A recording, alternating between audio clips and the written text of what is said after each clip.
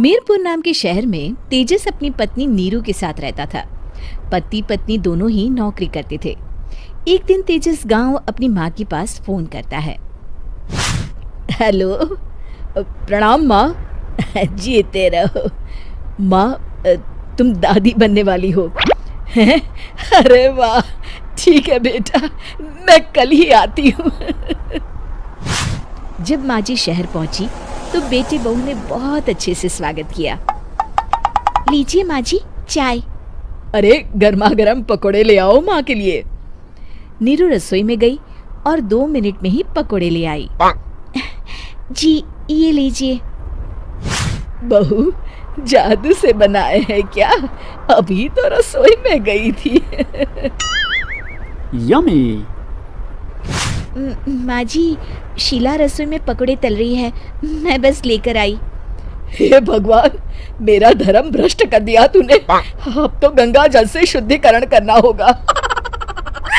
दूसरे दिन, माँ जी मैंने नाश्ता बना दिया है, ऑफिस जा रही हूँ। पर अभी तो घर का सारा काम पड़ा है। शीला आती ही होगी, झाड़ू पोछा बर्तन कपड़े वो सब कर लेगी। हमारे जमाने में घर का सारा काम हम ही करते थे। जी माँ जी, आप बहुत होशियार हैं, मैं घर ऑफिस दोनों नहीं संभाल पाती। तो जरूरत क्या है घर से बाहर जाकर चाकरी करने की? वैसे भी घर का काम खुद करने से घर में बरकत आती है, समझी? पर माँ जी। पर वर कुछ नहीं, इस महीने की पगार मिले फिर ऑफिस बंद। हाँ। रात को नीरू तेजस से कहती है, सुनिए जी, माँ जी बोल रही थी कि मैं नौकरी छोड़ दूं।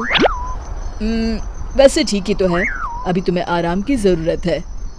फिर भी आराम कहाँ, शीला को छुड़ाने के लिए बोल रही थी। तो अब 24 घंटे में इतना काम तो कर ही सकती हो। पर जॉब पसंद है मुझे, घर पर मन नहीं लगेगा। अगले दिन जब दोनों ऑफिस के लिए निकल रहे थे, मेरी तो कोई कीमत ही नहीं है इस घर में। माँ जी, आजकल महंगाई बहुत है, रहन सहन भी बदल गया है, दोनों नौकरी करते हैं तभी ठीक रहता है। अच्छा, तू कहना क्या चाहती है? मेरा बेटा तुझे बिठा के खिला नहीं सकता? तू ही इस घर का खर्च चला रही है, हैं? नहीं माँ जी, मेरा वो मतलब नहीं था। मतलब खूब समझती हूँ, ये बाल धूप में सफेद नहीं किए मैंने। हाँ। अब तो ये रोज का काम हो गया था। तेजस भी रोज की झिकझिक से परेशान हो गया था। एक दिन उसने कहा, नीरू, वैसे भी तुम्हें मैटरनिटी लीव मिलने वाली है, तो अभी से ही छुट्टी ले लो। पर क्या, मेरी सैलरी अच्छी खासी है। आखिर नीरू ने रिजाइन कर दिया। जब बच्चा हुआ तो घर में सब बहुत खुश हुए। कुछ दिनों बाद तेजस फाइल देख रहा था। क्या हुआ तेजस, कुछ परेशान लग रहे हो? हाँ, वो हमारी जितनी सेविंग्स थी वो तो हॉस्पिटल में और छठी के फंक्शन में खत्म हो गई है नीरू। और अभी वैसे मंदी चल रही है तो मैं बोल रही थी कल मुन्ना को हेपेटाइटिस का टीका लगवाना है। नीरू, क्या पोस्टपोन नहीं कर सकते? नहीं जी, बिल्कुल नहीं। अब तेजस को समझ में आ रहा था कि उससे गलती हुई है। पैसों की कमी का असर घर के माहौल पर भी पड़ रहा था। अगले दिन, बेटा मेरा चश्मा और ये दवाइयाँ ले आना, पर्चा देते हुए माँ जी ने कहा। जी। तेजस, मुन्ना के लिए दूध का डिब्बा और डायपर भी ले आना, और ये किराने के सामान की लिस्ट है, इसे भी लाना है।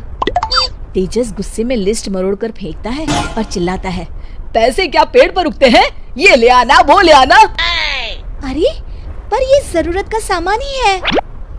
वो गुस्से में बिना कुछ कहे ऑफिस चला गया। अरे अरे लंच तो ले जाइए।